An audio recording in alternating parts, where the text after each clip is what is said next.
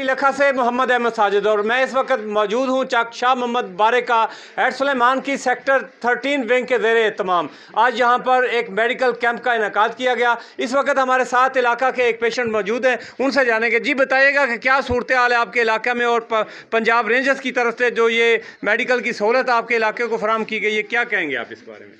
बिस्मिल्लाहिर्रहमानिर्रहीम। हम पंजाब रेंजर के शुक्रगुजार हैं कि इस बैकवर्ड एरिया में उन्होंने कैंप लगाया है। इस इलाका में कोई हॉस्पिटल नहीं है पूरी यूसी के अंदर, और इसकी वजह से मरीज़ों को बहुत परेशानी हो रही थी। और अब उन्होंने कैंप लगाया, मरीज़ों को चेक किया है, मुफ्त दवाइयाँ भी तकसीम की हैं। इस बार हम बहुत शुक्रगुजार हैं पंजाब रेंजर के। जी नाजरीन, आपने सुना कि इस इलाके में 20 किलोमीटर के रेडियस में कोई मेडिकल की सहूलत इनको मुयस्सर नहीं है। पंजाब रेंजर्स की तरफ से आज यहाँ पर इनको अद्वियात भी फराहम की गई हैं, बच्चों को जो है वो खिलौने दिए गए हैं और फ़रोग़ तलीम के सिलसिला में इनको बुक्स वगैरह, कॉपीज़ और पेंसिलें वगैरह तकसीम की गई हैं। जी।